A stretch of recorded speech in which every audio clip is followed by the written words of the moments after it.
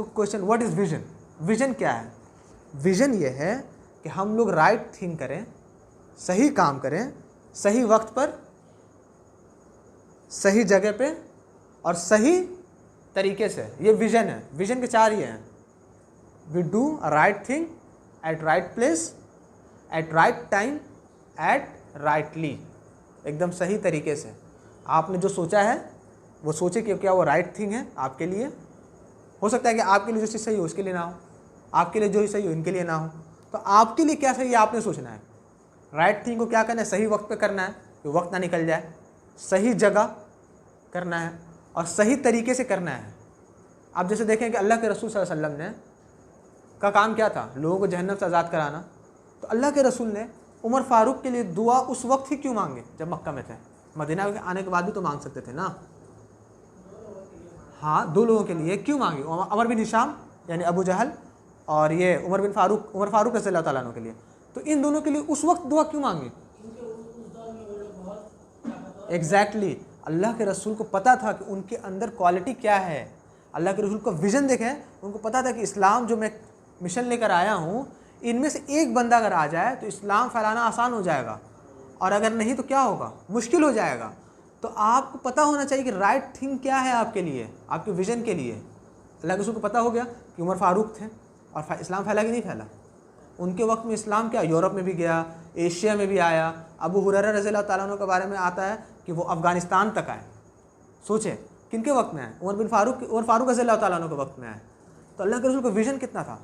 वो क्या समझते थे कि इस्लाम को भी हेल्प चाहिए, किस तरह चाहिए, अल्लाह के रसूल समझ रहे थे। तो यही मैं कहना चाह रहा हूँ, राइट थिंग राइट टाइम पे होना चाहिए और राइटली होना चाहिए। ये आपके विज़न को डिसाइड कर रहा। और अगर आपका विज़न इन बेसिस पे है तो आपका पर्पज़, आपका विज़न आपके साल को बचा लेता है। यानी अगर जैसे ये ए पॉइंट है और ये बी पॉइंट है, ए पॉइंट से बी पॉइंट के आने के लिए शॉर्टकट क्या है? आपको सीधा आएंगे, ए से डायरेक्ट सीधा आऊँ। अगर आपकी ज़िंदगी में विज़न होगा तो आप सीधे आ जाएंगे, क्योंकि आपके विज़न के हिसाब से आप प्लानिंग करोगे कि मुझे क्या क्या चीज़ें चाहिए। लेकिन अगर आपकी ज़िंदगी में विज़न नहीं होगा तो आप कैसे आएंगे? ऐसे ऐसे ऐसे ऐसे ऐसे ऐसे घूम कर ऐसे। और बाज़ औक़ात तो इंसान पहुंचता भी नहीं है और चला जाता है दुनिया से, और बाज़ औक़ात पहुंचता है। यानी जो काम आप 30-40 साल में करोगे वो काम आप कितने साल में कर लोगे? 10 साल में कर लोगे। तो आपका विज़न आपको क्या कर रहा? आपको ये बचा रहा, आपके वक्त को बचा रहा कि we have a limited time. हम लोग के पास वक्त बहुत कम है, हम लोग की ज़िंदगी जो है ज़्यादा ज़िंदगी नहीं है, और इस कम ज़िंदगी में और कम रिसोर्सेज में हमें कुछ बड़ा करना है। इसलिए अल्लाह के रसूल कहते हैं कि ज़िंदगी को मौत से पहले गनीमत जानो, तवंगरी को फाका कशी से पहले गनीमत जानो, फुर्सत को मसरूफ़ हो जाने से पहले गनीमत जानो। क्यों कह रहे हैं? कि ये सारी चीज़ें हमारे लिए इंपॉर्टेंस रखती हैं। इन सब चीज़ों की वजह से ही हम अपने पर्पज़ बनाएंगे और उसको पर्पज़ को हम ये अचीव करेंगे। ठीक है, तो इंशाअल्लाह हम अपने विज़न को डेवलप करेंगे। और एक सवाल लास्ट, इसके बाद हम लोग वाइंड अप करते हैं, इसको ख़त्म करते हैं। कि अभी आप खुद से एक सवाल करें कि जब आप दुनिया से चले जाएंगे तो दुनिया आपके बारे में क्या सोचेगी? क्या दुनिया आपको ये सोचेगी कि मेरी ज़िंदगी का एक बर्डन कम हो गया? मतलब दुनिया का एक बर्डन, ये तो सब दुनिया का एक बोझ था, अच्छा वो चला गया, दुनिया हल्का हो गई, है ना? क्या दुनिया ये सोचेगी? यही दुनिया ये सोचेगी कि अरे ये शख्स तो चला गया, इसने कब्रिस्तान में एक और जगह घेर ली, अपने ग्रेव यार्ड यानी कब्रिस्तान का एक कब्र घेर लिया? दुनिया ये सोचेगी? आपकी ज़िंदगी के बाद क्या सोचेगी ये आपने खुद डिसाइड करना है। लेकिन अगर आप विजनरी मैन हैं तो ये विजनरी, आपका ज़िंदगी में एक विज़न, एक पर्पज़ है, तो दुनिया आपके बारे में ये कभी नहीं सोचेगी। दुनिया आप पर अफसोस करेगी, आपके मौत के वक्त अफसोस करेगी। अल्लाह के रसूल सल्लल्लाहु अलैहि वसल्लम जब इस दुनिया को छोड़ कर गए तो पूरे दुनिया में तहलका मच गया था, आपको पता है ना? कितना गम का माहौल था, हर वो शख्स आंसू बहा रहा था। ठीक है, सलाहुद्दीन अय्यूबी जब दुनिया से गए तो लोग परेशान हो गए, लोग अफसोस करने लगे हमने आज एक बंदा खो दिया। उमर बिन खत्ताब रज़ियल्लाहु ताला अन्हु दुनिया से गए जब हर शख्स, मदीने का हर बच्चा रो रहा था।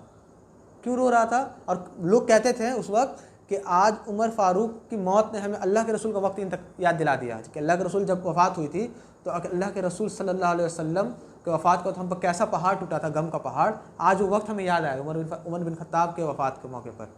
यहूदी रो रहे हैं, ईसाई रो रहे हैं। क्यों रो रहे हैं यहूदी और ईसाई?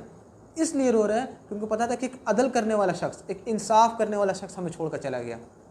ऐसा शख्स चला गया जो हमें राइट टाइम देता, सॉरी हमारे हुकूक देता है, हमें हुकूक देता है। तो अपने आप से ये सवाल ज़रूर करें कि आप जो काम कर रहे हैं या करना चाह रहे हैं, क्या इससे दुनिया को फ़र्क पड़ेगा या नहीं पड़ेगा, और आप अपने जाने के बाद कैसी लेगेसी छोड़कर जा रहे हैं। यानी आप अपने जाने के बाद कैसे जनरेशन को छोड़कर जा रहे हैं, कैसे औलादों को छोड़कर जा रहे हैं जो आपके लिए फ़ायदेमंद होंगी।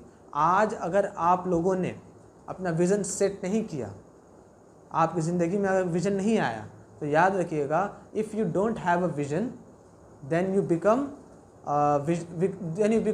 अ tool of someone else vision. यानी अगर आपकी ज़िंदगी में मकसद नहीं है तो आप लोग दूसरों के विज़न के टूल बन जाएंगे। आपको तो काम करना ही है। अगर आपने अपने विज़न पे काम नहीं किया तो दूसरे के विज़न पे काम करेंगे, उससे आपको छुटकारा नहीं है। तो बेहतर क्या है कि अपना एक विज़न हो, अपना पर्पज़ हो, हम लोग अल्लाह के एजेंडा के मुताबिक ज़िंदगी गुजारें। So develop your vision. चल अल्लाह ताला हम सबको विजनरी लाइफ जीने की तौफीक अता फरमाए। आमीन। आप लोग कोई क्वेश्चंस हैं तो आप लोग ले सकते हैं।